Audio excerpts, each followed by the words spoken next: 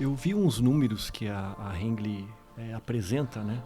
Então, que eu fiquei, assim, impressionado. Por exemplo, tem dois números que me gravaram muito, assim, que era fabricar 1.100.000 cilindros de escavadeiras por ano. 1.200.000. 1.200.000. E 240 mil cilindros especiais. Sim, customizado. Como se explica isso? É uma fábrica de 100 mil metros quadrados. Só E automática. E me parece que a Hengli é um dos três maiores... É o número 1? O número 1 de cilindros de escavadeira é o maior. Uhum.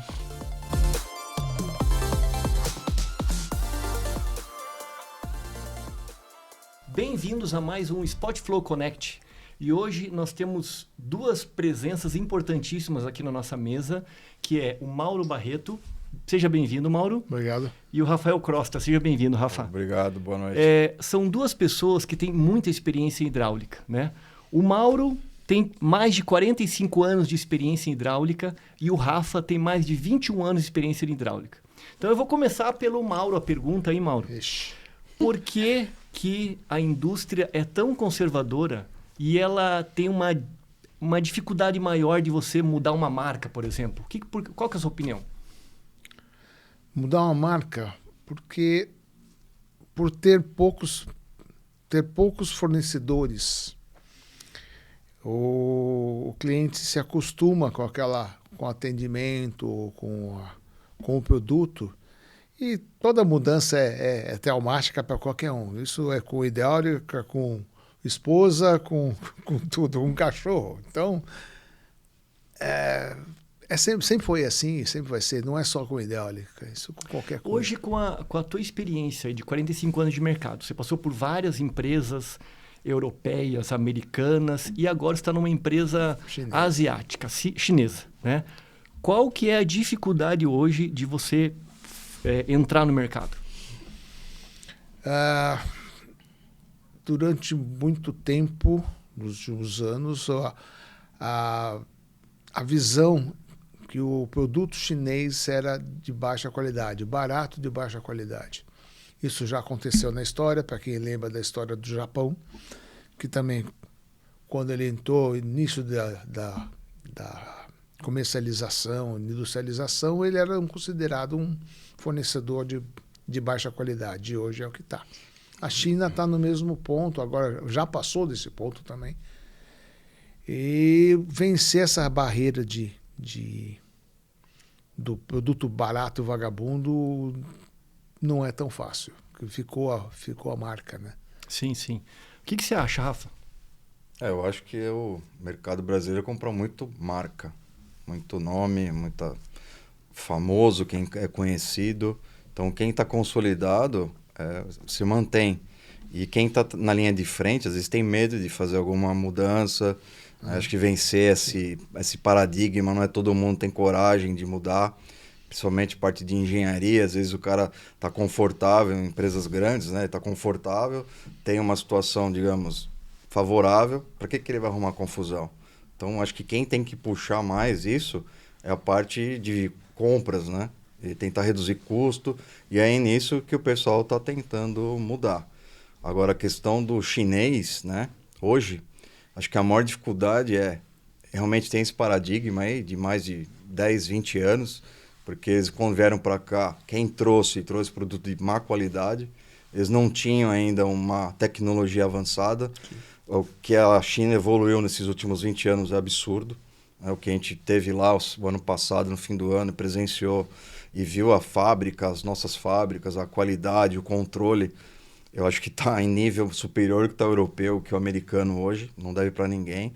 Então, esse paradigma de tem produto que não é bom? Tem. Tem produto que é barato? Tem. Mas tem produto bom, tem produto caro na China hoje. Não é mais só barato e que não presta. Então, a dificuldade é a gente ser conhecido no mercado e quebrar esse dilema de que produto chinês não é bom. A gente aqui tem muita curiosidade para saber, que nem o Mauro comentou ali, né? O Japão do pós-guerra, ele cresceu muito, evoluiu. Nos anos 80 era o país da tecnologia, depois veio a Coreia e agora tem a China. Quando vocês estiveram lá o ano passado, né? Me diga aí, o que vocês acharam assim, de mais assim, incrível que vocês viram lá, que era uma expectativa que vocês talvez não tivessem, e agora que chegou lá, falou assim, meu Deus, a gente tá num... O que vocês podem me contar aí, por favor? Organização, antes de tudo, organização geral. Então, desde as cidades, Changzhou e Xangai, a organização das cidades, toda a parte de limpeza absoluta, me sentia na Suíça, que é o padrão, eu nunca vi nada parecido. E o povo bem acolhedor, apesar de muito difícil a comunicação, porque pouca gente fala inglês, o povo ele é receptivo. Ele tenta te ajudar. Então, nesse ponto, eu achei bem interessante. E a tecnologia como um todo. Tudo interligado, tudo funcionando junto, desde um Waze deles lá, faróis inteligentes, a estrutura civil absurda, essas estradas, ruas, a organização. Eu nunca vi nada parecido, em nenhum lugar do mundo. E você, Rafa, o que você achou assim? Eu esperava que seria um negócio espetacular, mas me surpreendeu ainda mais. Sim. Porque a gente tem, assim, acho que muitas informações que chegam da China aqui para nós ainda são não são tão feitas corretamente. Às vezes vem informação maldita, ou por vínculo político, ou por alguma viés, né, alguma outra coisa. Mas você estando lá e olhando a organização, a limpeza, a estrutura, as rodovias, como o Mauro falou, a parte de trens, a parte de tudo interligado, limpeza, você não vê pichação, você não vê morador de rua, você não vê drogado na rua, sabe? Você se sente seguro, e fábricas todas modernas, a maior parte que a gente visitou, tudo com alta tecnologia, muita gente jovem, carros elétricos, a gente não viu uma moto lá a combustão, vi duas, tem milhões de motos, eu vi duas a combustão, achei diferente, táxi, tudo elétrico. Então, assim, você tem uma rodovia hoje de Changzhou a Xangai, que é 3 horas, é tudo em viaduto, é 3 horas em viaduto, e ao lado você vê o trem rápido. Quando chega nas cidades, ele já migra para o metrô deles e para um outro primeiro andar, digamos assim, de viaduto, para depois chegar na cidade. Então, eu fiquei espantado com aquilo. Incrível. Eu acho que o mundo vai sofrer bastante aí, consequência com a China. Vocês que já têm a experiência de ter trabalhado em empresas, principalmente europeias, né? Que você comentou até, Mauro, nunca vi nada tão tecnológico assim. Não. Você acha que essa onda da tecnologia da China, né, que tá todo mundo falando, né, carro elétrico, as marcas novas, todo mundo crescendo, o que isso vem para o Brasil e o que afeta na nossa indústria aqui? O que vem para o Brasil? O carro elétrico, no Brasil, para as grandes cidades, acho que não tem como fugir. Agora, a tecnologia de fábrica, tecnologia de produção, alguma coisa talvez venha, mas acho que o que falta ainda é educação para conseguir fazer isso funcionar. Porque a gente falta educação básica. Sem educação básica não adianta tecnologia, porque não chega a lugar nenhum. Uhum. E por isso que o Japão saiu, que a Coreia saiu, a China, a educação básica dos caras é boa. Então, você não muda o hábito de um povo sem primeiro educar. E hoje eles estão educados com hábitos totalmente diferentes do que era há 10 anos atrás. Então, o Brasil ainda falta muito para chegar. Infelizmente, não sei se chega. Nesse tópico que você comentou aí da questão da estrutura, né, da formação vamos dizer, da pessoa técnica para trabalhar na indústria, né? Aqui no Brasil, o que você sugeriria para o pessoal que está querendo entrar no mercado industrial hoje para trabalhar com hidráulica, por exemplo? Com hidráulica, faltam escolas antes de que tenham o que tem de formação hoje em faculdade, que são poucas que tem, são muito superficiais, só para fazer matéria, fazer horas de matéria, mas realmente antiquado, um treinamento antiquado que não mostra o que existe. Então, ainda está se falando a hidráulica industrial que eu dei aula há 40 anos atrás. É a mesma aula, mesmos produtos, as mesmas coisas, não se fala. Então, isso falta, essa atualização do ensino. Isso não é só com hidráulica, a atualização do ensino. Nosso ensino é antigo. É sucateado. É sucateado. Infelizmente, é isso que acontece. E como é que faz para esse jovem que está entrando no mercado hoje na indústria? Ele não tem essa formação, porque às vezes na faculdade como você falou, a metodologia é igual há 40 anos, né? Aí ele entra no mercado de trabalho, vai lá para manutenção, vai para engenharia, mexendo com hidráulica, né? Caindo na hidráulica. Quais são as dificuldades que ele vai enfrentar hoje e que conselhos vocês dariam, né? Começando pelo Rafa aqui, para esse profissional que está começando no mercado hoje? Acho que está bem difícil, viu? Porque primeiro do jovem está interessado em trabalhar na indústria. Já é uma grande... Se já achar alguém interessado, já é um fator importante, porque está difícil hoje. Não só aqui, viu? Eu acho que também lá fora também. Sim. A gente está percebendo um pouco isso. Os jovens hoje estão mais interessados em coisas rápidas, tecnologia, celular, aplicativo, ou ser famoso, né? Acho que as coisas vêm rápido, né? Diferente da nossa geração. Então, é difícil. Eu acho que falta mostrar que tem outros caminhos, né? Tem possibilidades. O que realmente o Mauro falou, nas universidades hoje está tudo... Acho que ele fez o curso, eu depois de 20 anos fiz o mesmo curso, ou eu vi meu filho fazendo a mesma coisa, e está pior ainda porque é online, sabe? E eu vejo às vezes meu filho falar, poxa pai, o que é uma bomba, o que é isso? Então eles às vezes chegam sem noção nenhuma e acham que aquilo é um monstro, né? É um bicho de 7 cabeças. Bicho de 7 cabeças, e não é, às vezes falta incentivo, né? Então não sei como a gente pode fazer para atrair esses jovens, né? Acho que é uma tarefa aí. Eu acho que o primeiro difícil. Mostrar que existe hidráulica.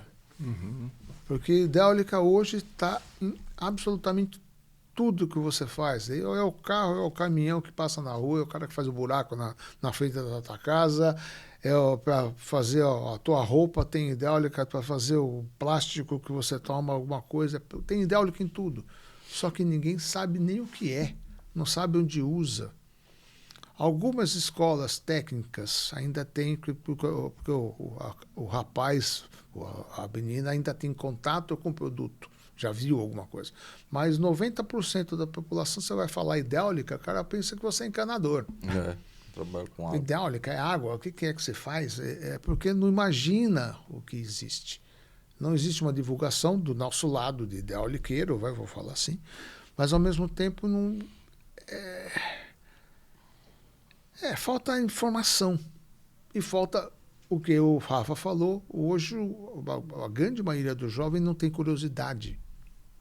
Eu sempre fui um cara curioso, eu vi um negócio e falei, pô, o que é isso aí? Como é que funciona? Hoje eu não vejo um jovem perguntar como é que funciona, como é que é isso, porque ele já recebe tudo pronto funcionando. Então falta essa vontade. Então eu tive estagiários, tive dentro de todos, e olha, os que foram para frente foram porque eles queriam aprender porque viram, mas também entraram como estagiários sem saber o que estavam fazendo lá. Vocês já escutaram essa que a hidráulica vai acabar?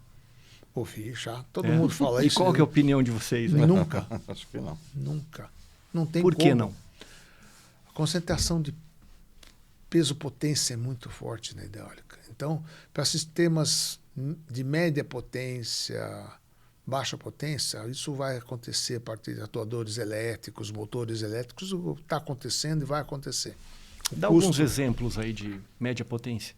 Acionamento de pequenos pequenos flaps, acionamento de pequenos esticadores de correia. Tem várias aplicações de baixa potência até. Okay? 10 HP, empilhadeira, algumas coisas assim. Agora, na hora que entra na alta potência, acima de 70 HP, não tem elétrica. Isso aí é um paradigma, né? O pessoal fala que a hidráulica vai acabar. Não, isso aí todo mundo acha que todo mundo vai virar robô, vai ter só robô, só vai ter computador, a gente não vai fazer mais nada. Isso não existe. Quando comecei a trabalhar com hidráulica, foi na Atos, né, italiana. E ela era muito forte na parte de máquinas injetoras. Uhum. E lá em 2004, 2005, a gente já escutava muitos falar: as máquinas injetoras hidráulicas vão morrer. Vai ser tudo elétrico. Aconteceu isso? Não. Só as pequenas, né? Só as pequenas. E as pequenas aonde? Em locais que podem ter problema de contaminação. Então, farmacêutico, né? A parte, sei lá, química, algum local que tem que ser limpo, tem a utilidade das máquinas elétricas. Fora isso, para fazer um para-choque, um painel, não tem como uma elétrica fazer. Tem que ser hidráulica. E hoje ainda continua aí. Nós estamos falando isso, já se passou 15, 16 anos isso. Então, tive muita discussão dentro de uma das empresas na CNH que eu trabalhei, que todos os fornecedores hoje têm. De hidráulica já tem, os grandes já têm elétrica junto. Tem eletrônica, vamos colocar tudo eletrônica. E na hora que você faz as perguntas certas, na hora certa, você acaba com qualquer discussão. Porque é exatamente isso. Tal. Qual o tamanho disso? Qual o peso? Qual o valor? Então, a hora que entra em valores, está morto. Porque hoje ainda é 5 vezes mais caro. Vai baratear? Vai. Mas ainda não paga o investimento. Ninguém quer salvar o mundo usando o próprio bolso. Sim, sim.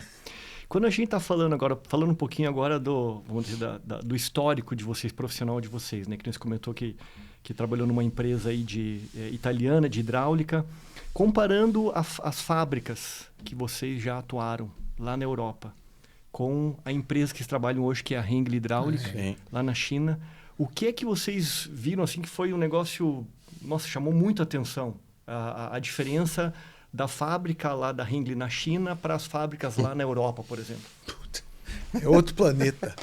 outra outro coisa. planeta, porque a automação, primeiro, nível de automação, nível de automação, robotização, manipulação. E a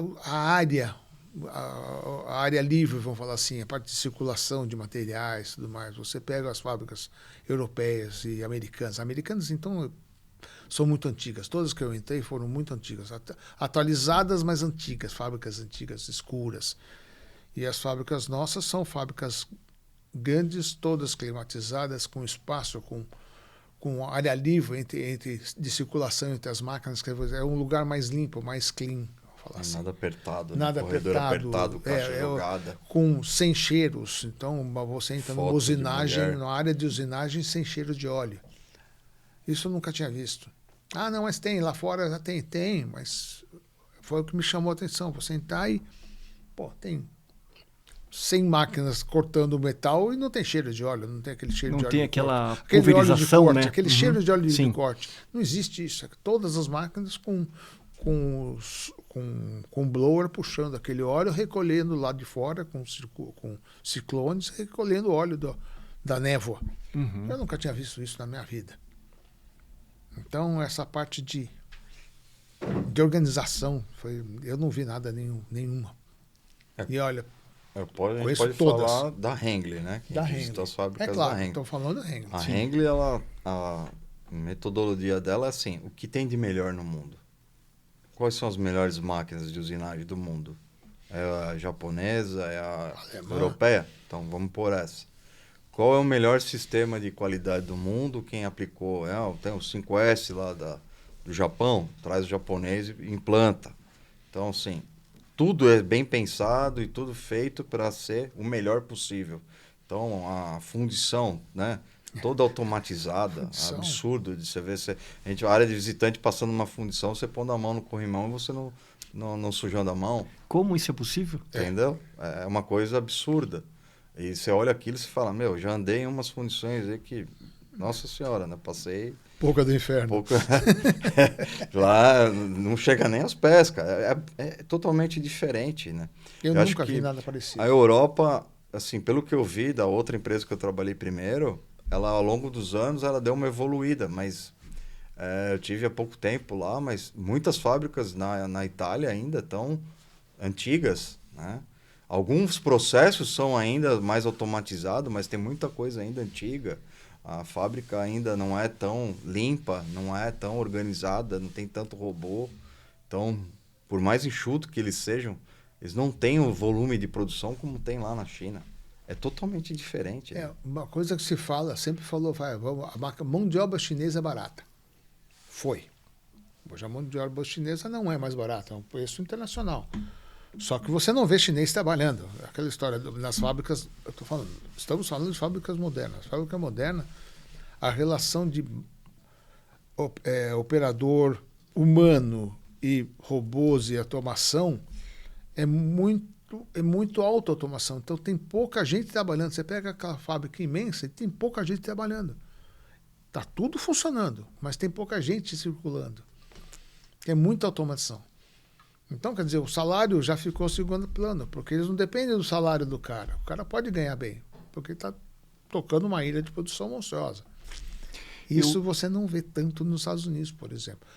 Em hidráulica, de repente, em aerospace, em outras áreas, eu não sei. Eu estou falando dos fabricantes do meu segmento, nosso segmento. Eu vi uns números que a Hengli apresenta, né?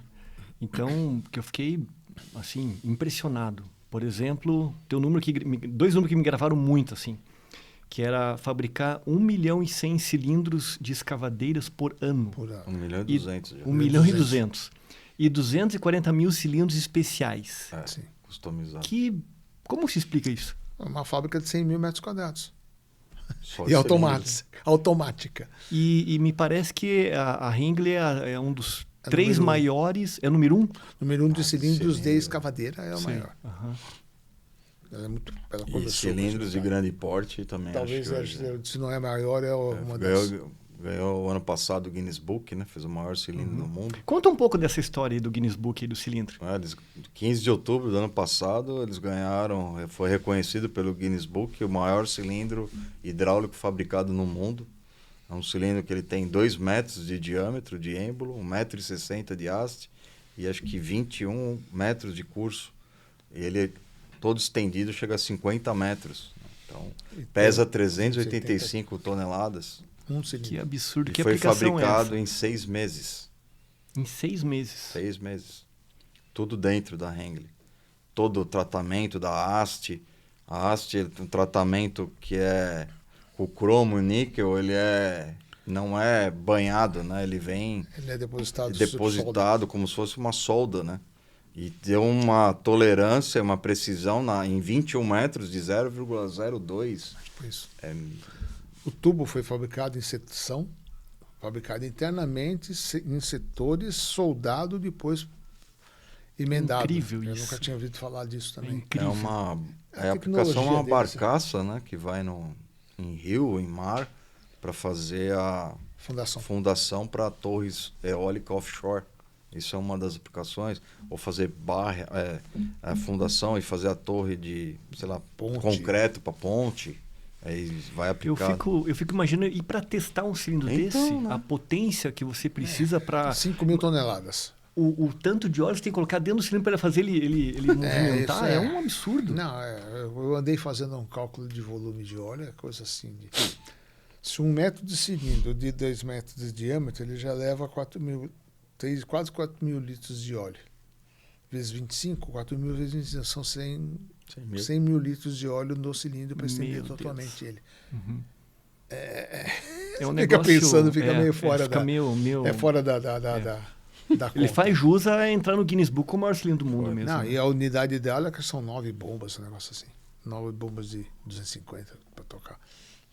Meu Deus, que coisa incrível. Falando em aplicação, a gente sabe que a Hengli também ela tem a aplicação dos tatuzões que a gente fala, né?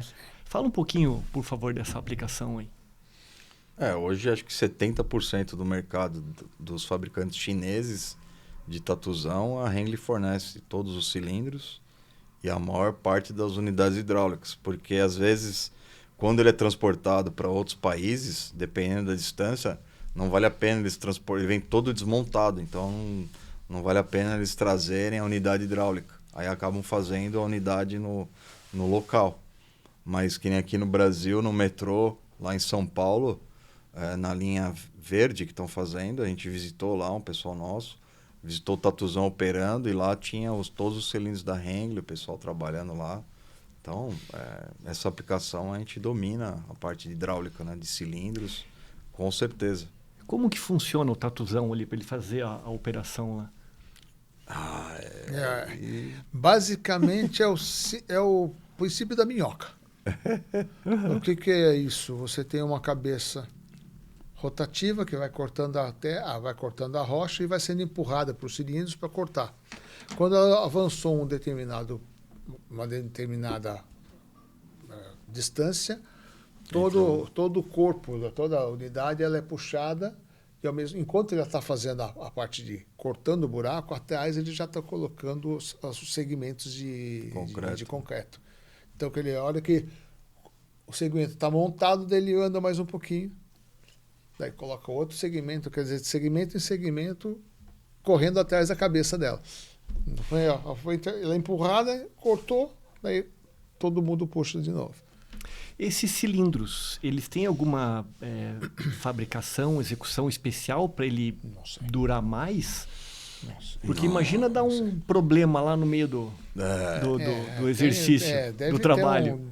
Deve ter algum tratamento lá específico, de haste e tudo. Porque... Como a gente fornece cilindros marítimos,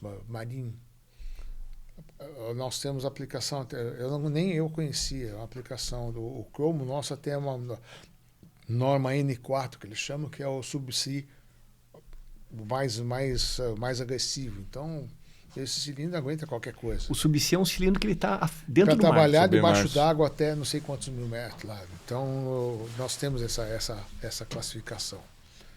E não é só o cilindro, é a haste, toda a parte externa do cilindro. Né? Pintura. Então, nós já somos classificados para isso. Então, quem faz cilindro subsea faz qualquer outra coisa também. Deixa eu aproveitar falando de cilindro hidráulico. Existe uma lenda, que eu não sei se é verdade, gostaria que vocês me ajudassem aqui. Que vem uma máquina importada de fora, né, de algum grande fabricante aí para uma área de celulose ou fundição ou offshore. E aí o cilindro dura lá um determinado período, né? 10 anos, 15 anos. E aí ele vai fazer a manutenção aqui no Brasil, ele, em vez de durar os 10 anos, 15 anos, ele passa a durar 1 ano, né? Qual que é a diferença? Porque a Hengli, ela fornece cilindros especiais para algumas grandes marcas aí, né, no mundo, né? O que você enxerga assim, que é a diferença para o cilindro, vamos dizer, entre aspas, original durar 5, 10 vezes mais do que um cilindro reformado aqui no Brasil? Eu tenho uma teoria, não posso dizer que é 100%. Ele foi fabricado sob tolerâncias controladas, com as tolerâncias entre êmbolo, haste, acabamento superficial, tudo mais. A partir do momento que esse cilindro é desmontado, ele foi desmontado porque já saiu da tolerância, os diâmetros e tudo mais. Para você fazer novamente, se você tem um tubo, você já vai aumentar o diâmetro do tubo. Teoricamente, você teria que fazer um novo êmbolo, porque ele já está fora também. Então, quer dizer, nessa brincadeira, você nunca vai ter o cilindro original, você vai ter um cilindro recuperado, quase igual. Mas a partir do momento que você já teve que mexer na camisa, mexer em vedadores, se você conseguir o vedador original, já ajuda. Mas qual foi o acabamento que foi feito antes original de retífica ou de brunimento? A não ser que você tenha todos esses dados e repita exatamente igual, que não é isso que acontece. Então, quer dizer, ele vai funcionar exatamente igual. Só que tolerância você não vai conseguir. Então, isso aí pode ser que interfira na vida. Se vai virar 1 ano, 2 anos ou 3, aí vai dependendo da qualidade do produto que você vai usar. Vai depender de quem reforma de também, quem fez, né? Então, claro. Se ele põe uma vedação de primeira, sim. Se ele faz, de repente ele troca a haste, ou ele troca o êmbolo, ou ele brune a camisa de novo, aí não dá o tratamento adequado, perde tratamento. Aí tem, Então, vai dar o cromo, muda o cromo. Né? Tem muita alteração. Porque a gente escuta muito assim o cliente falar, né, na indústria que o cilindro original durava muito mais do que o reformado. E sempre vai durar. Eu nunca ouvi falar um caso de que foi reformado aqui e durou mais do que o original. Não, nunca vai ser. Não vai acontecer isso. Dificilmente. É igual o carro, né? O carro você compra ele, aí você funde o motor, você faz de novo, ele vai durar o mesmo tempo do que um motor novo. Ele já saiu da tolerância, já trocou lá o pistãozinho, já foi, o cabeçote. Tem gente que aumenta a cilindrada. Né? Aumenta. Mas não dura mais. Turbo, é verdade. Mas não dura muito também, não. Pode ficar mais potente, mas não dura. E me diga uma coisa. Mauro, já tomou banho de óleo? Eu nunca deixei de ter uma roupa manchada em casa. E a esposa não briga? Já acostumou já? No começo ela brigava, ela ficava bem brava. De novo, mas daí a gente aprendemos como não deixar a mancha. Então, você lembra de alguma história de banho de óleo que você tomou aí? Eu tomei e dei bastante. É. Eu tomei... Foi uma vez na Sandstrand, há muito tempo atrás, a gente tinha uma bancada de teste. E tinha o operador da bancada de teste, que ele sempre, toda vez que vinha visitante, ele dava um jeito de dar um banho de visitante. Isso era padrão. Ele chegava ele chegava, ele já olhava na minha cara, já sabia que vinha, já deixava e lava sem quiser, mas eu não. Mas aí, nessa mesma bancada, eu tinha um estagiário. E a gente estava testando um protótipo de uma válvula esquisita lá. E tinha que fazer um ajuste na válvula, que era para soltar o parafuso, que era teste. A dar meia volta, foi, o apelido dele era Lampadinha. Era o Pardal e a Lampadinha, para você ver o nível da coisa. E ele falou, dá uma volta ali. Ele, em vez de dar meia volta no parafuso, ele soltou o parafuso. O que aconteceu? Virou uma fonte de óleo. E aquele negócio lavou o teto, lavou metade da área toda. Foi muito gozado. E eu corri, tomei o banho, mas corri. Daí aquele negócio, a fonte de óleo, eu falei, você fez a besteira, agora você vai lá e desliga. Na hora que ele chegou, estava mais cabelos escorridos de óleo. Eu falei, agora você vai para casa, você está fedido para burro, vai embora. Fica por isso, eu só lembro direitinho. E eu dei um banho no meu gerente também. Aliás, no gerente, foi 2 banhos, não, um banho mais sensacional que eu dei. A gente estava montando uma unidade hidráulica na fábrica da Taurus, que faz armamento, numa brochadeira. E a gente não falaram como funcionava e tinha um cilindro com booster dentro. E na hora do teste de manutenção, de unidade, todo mundo, a fábrica parada, aquela história de gerente, diretor, não sei o que mais, eu lá montando, vamos testar, estava o diretor da planta, o plant manager da Taurus, era um italiano desse tamanho, ele doido do meu lado, não sei o que mais, ele olhando a máquina, eu fui lá para trás e acionamos. Na hora que acionou, tinha um cilindro multiplicador, conexão de quase 1 polegada, ela abriu e fez... fez uma nuvem de óleo, metade da fábrica. E o italiano estava logo na frente. Nossa, mas deu um banho no cara. Era o plant manager só da Taurus. Puta, do jeito que eu dei, eu já saí pro outro lado, já saí dando risada, nem voltei mais. Falei, puta, se eu voltar, o cara vai bater em mim.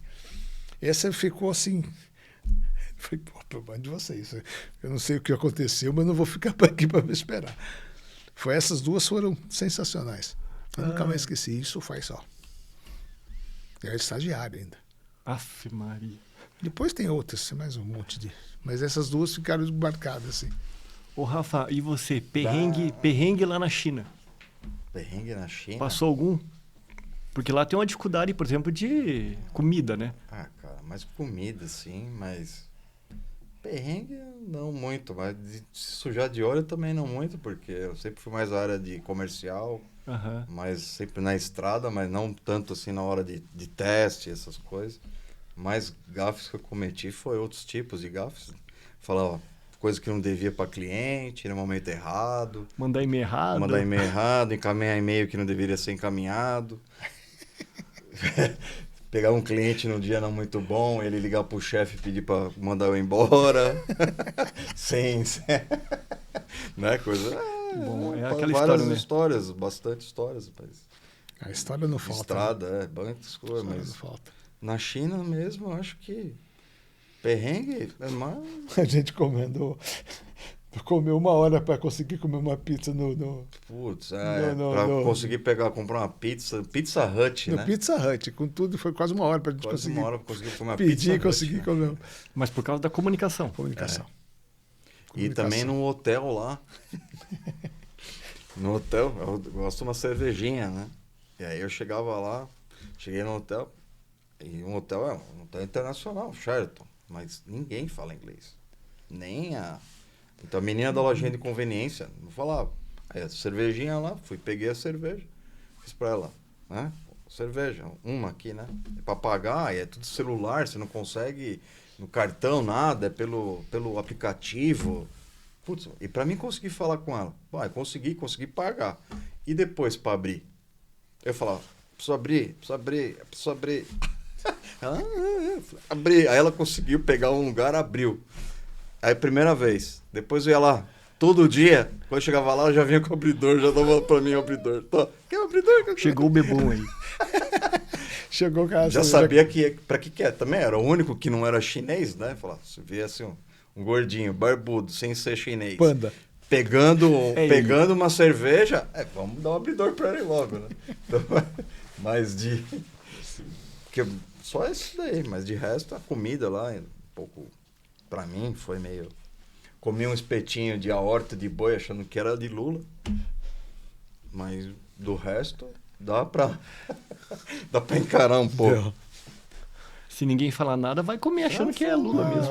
come Você olhava e isso. falava, isso aqui é uma lula. Aí pegou, aí o que é isso? A horta do boi. Tá.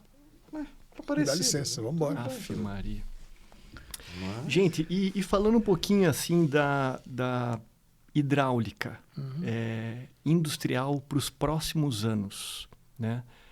Qual que é a visão de vocês? Industrial ou mobil? Os dois, pode ser os dois. Industrial eu conheço muito pouco. Mobil. Muito Está tendo uma eletrônico. transformação assim que nós falou Sim. de mudança de conceito de aplicações? Não conceito de aplicação. Existem algumas, por incrível que pareça, ainda existem invenções de hidráulica. Quando dois anos atrás apareceu um produto novo que eu nunca tinha ouvido falar, um transformador hidráulico, que tem um cara tem patente disso, vendeu para o CNH e para a Burger hoje. E uma coisa que está aparecendo cada vez mais é um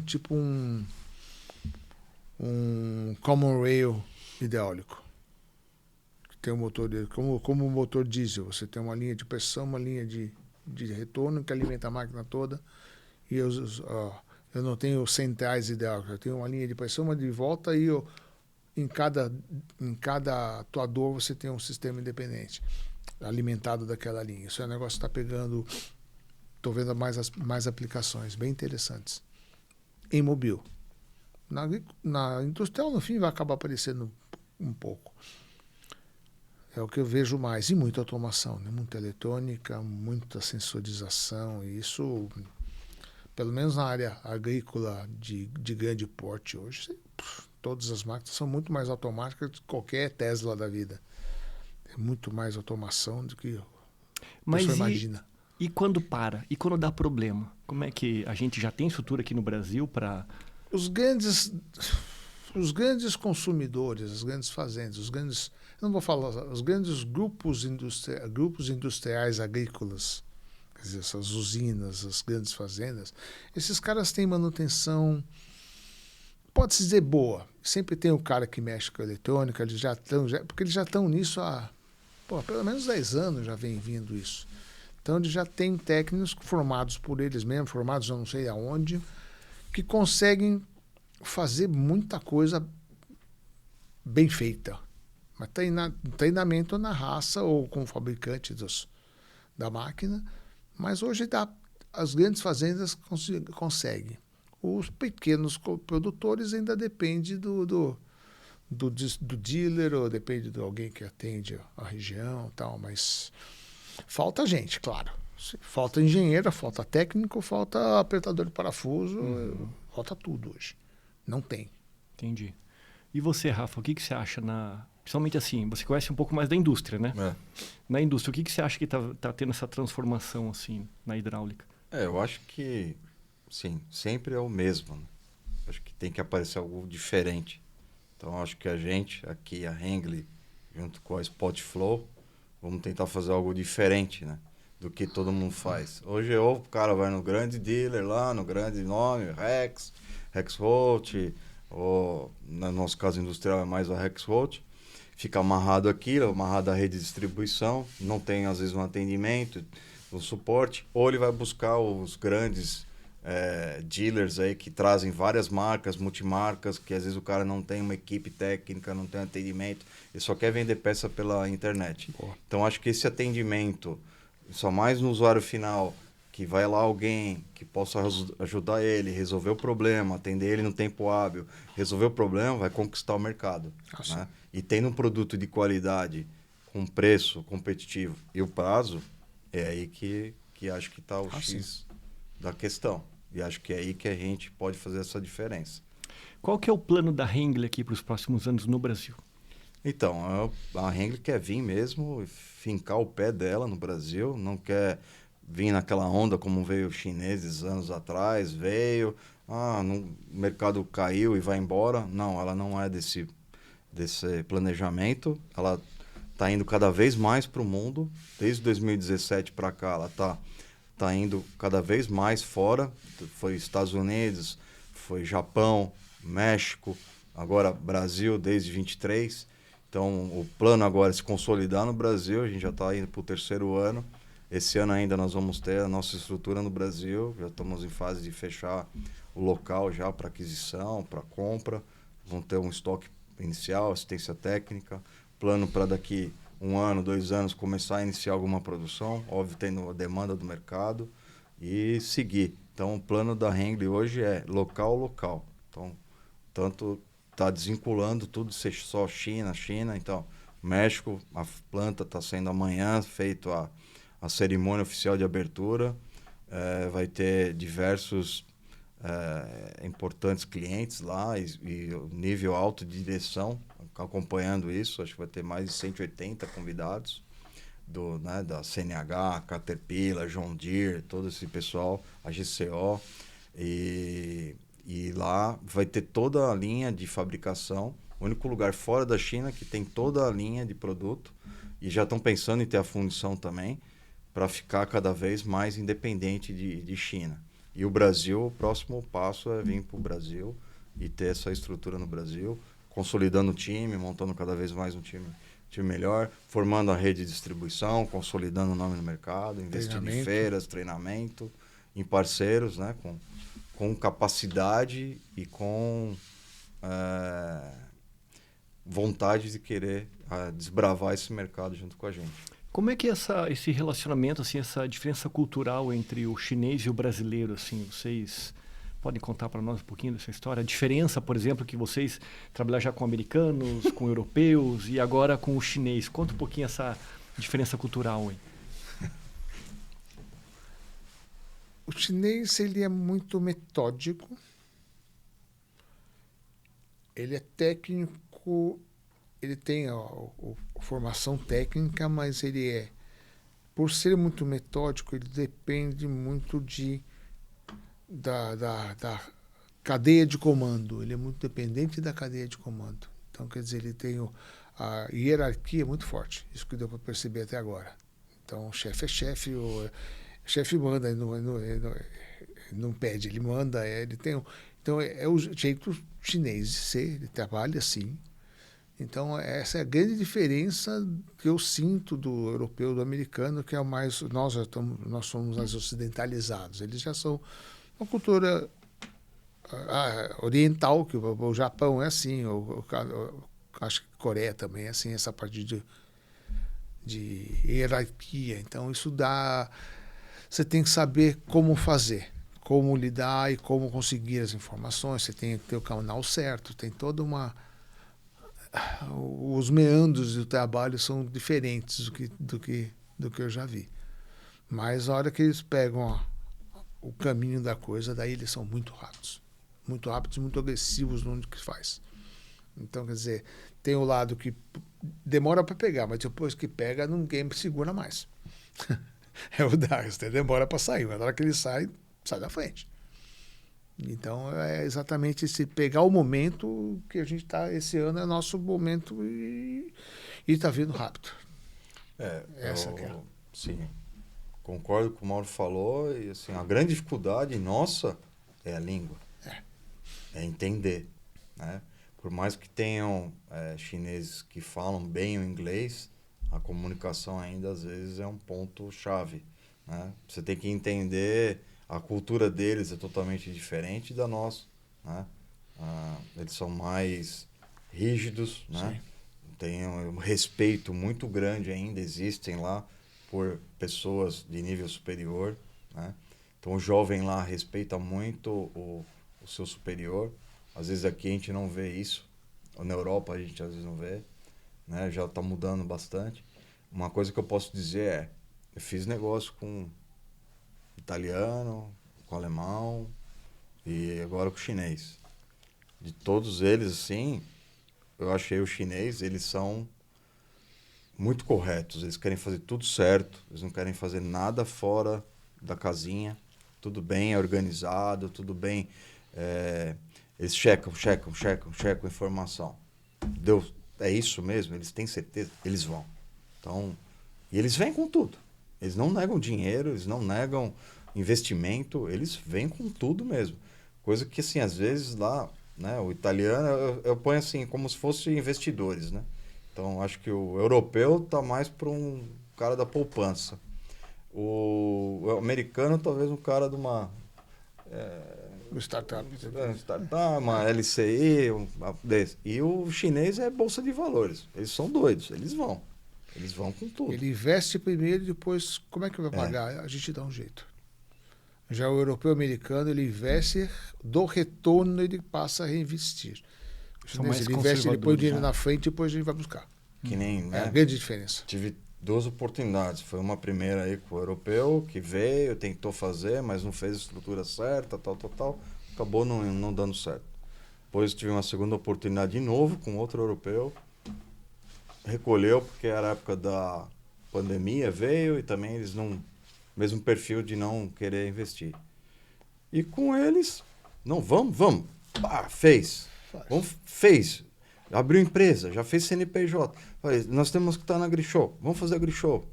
Falei, tem área fora e área interna.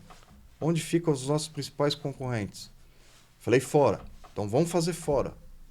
Coisas que tem outros concorrentes nossos que estão há 20 anos no Brasil e que nunca fizeram fora.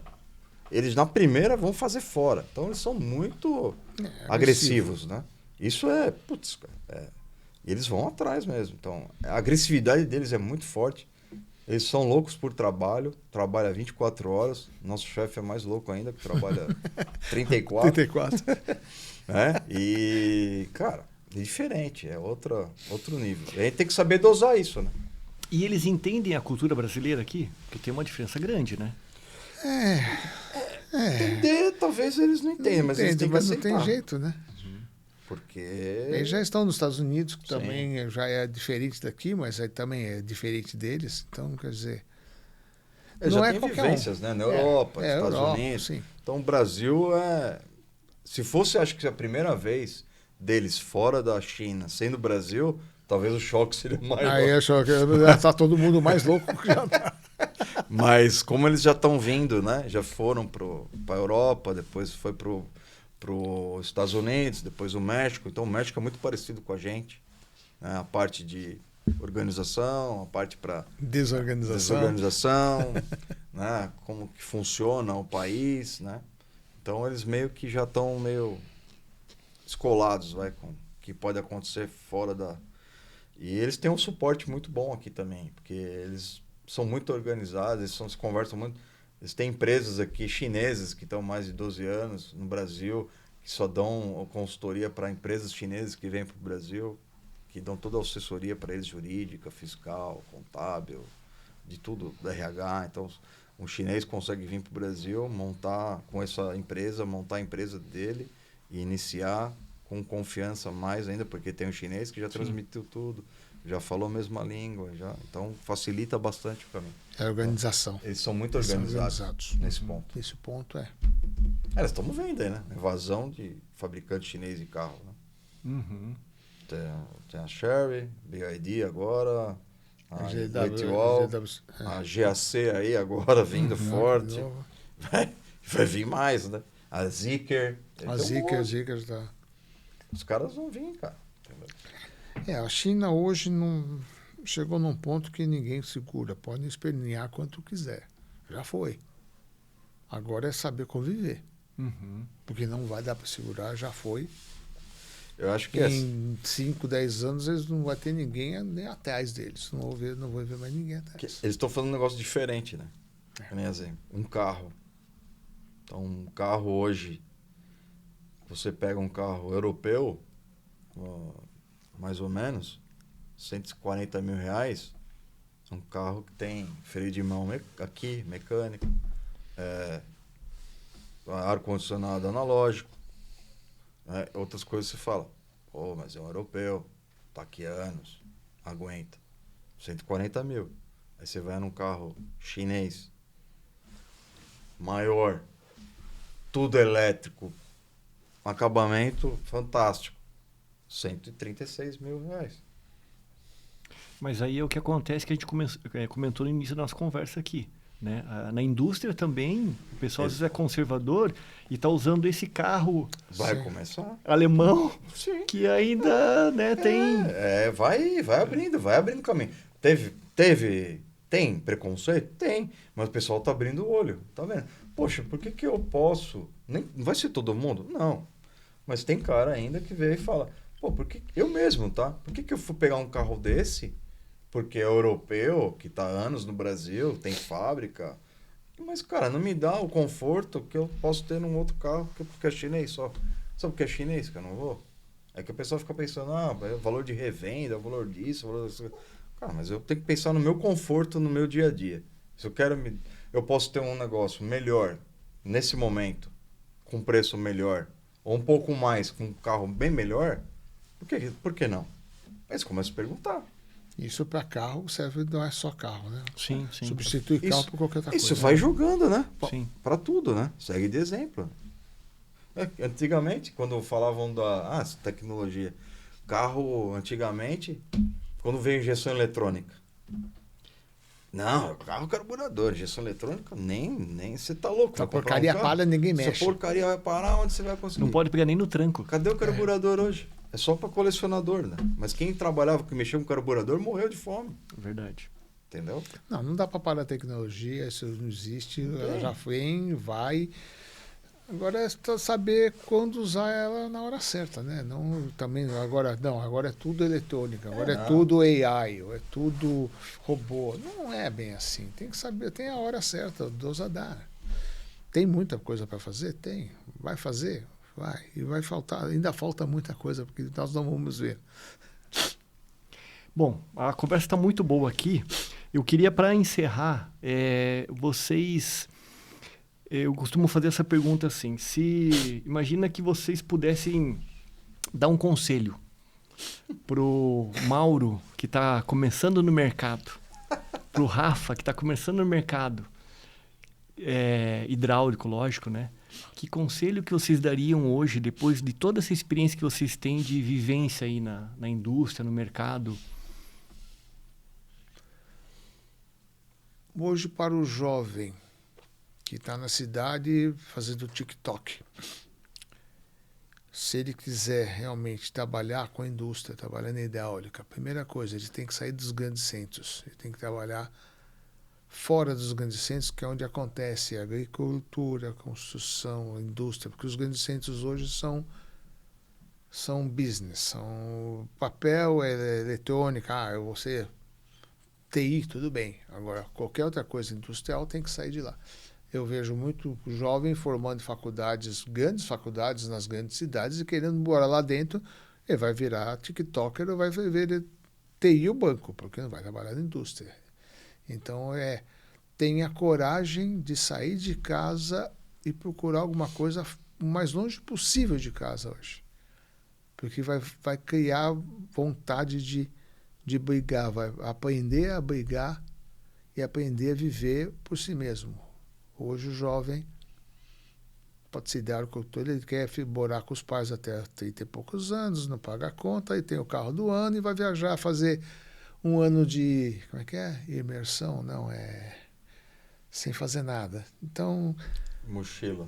Ou mochila. Tem um nome que eu esqueci o nome agora, mas enfim. Sabático. Sabático, ano sabático. Porra, com o papai pagando a conta. Aí é fácil, é eu que quero fazer sabático. Então, acho que procura. A Hidráulica tem, mas o grande mercado está fora das grandes cidades. Pode ser com manutenção, pode ser com fabricantes, que estão todos fora.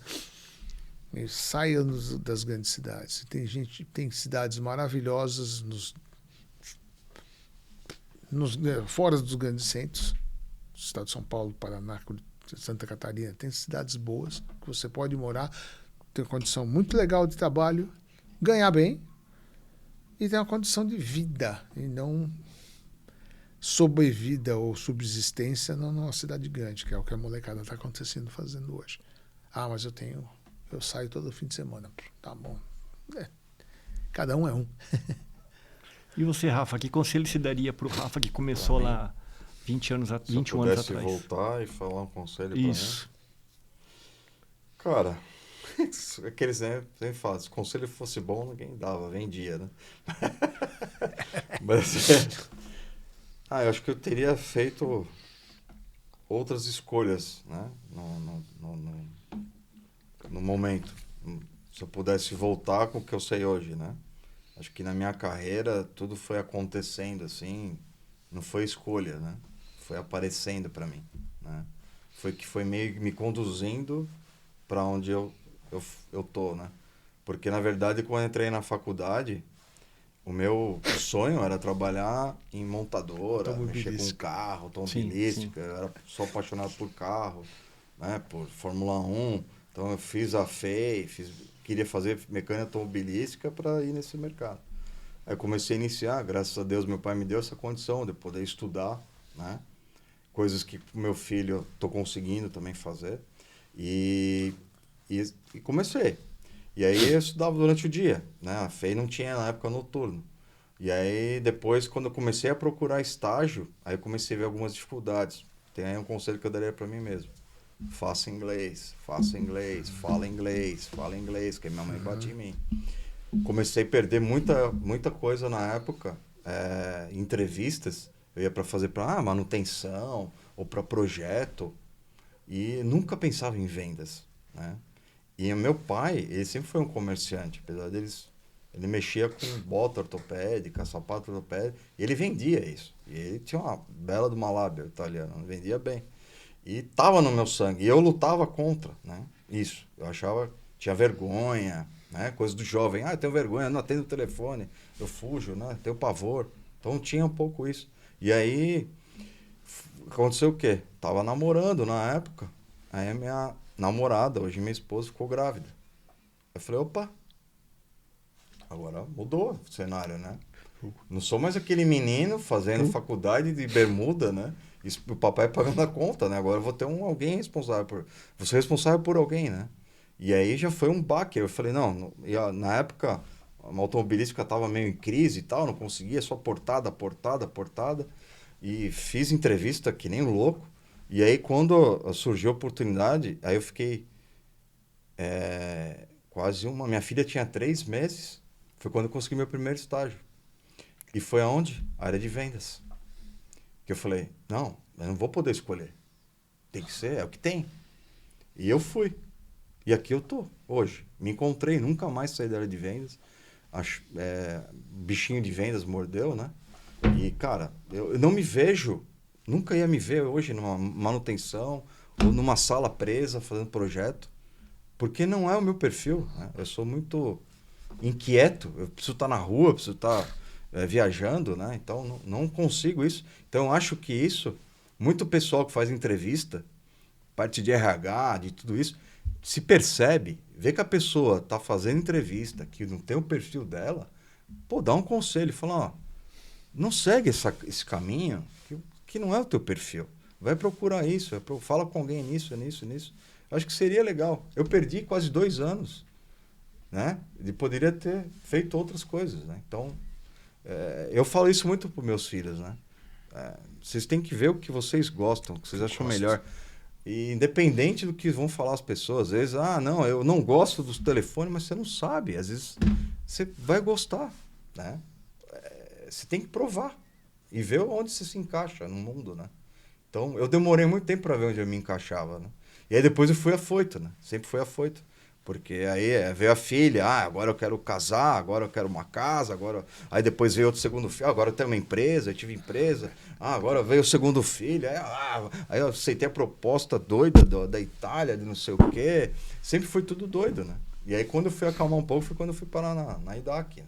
Aí eu fiquei 8 anos lá, e aí depois saí, e foi outras experiências até achar a Hengli, né?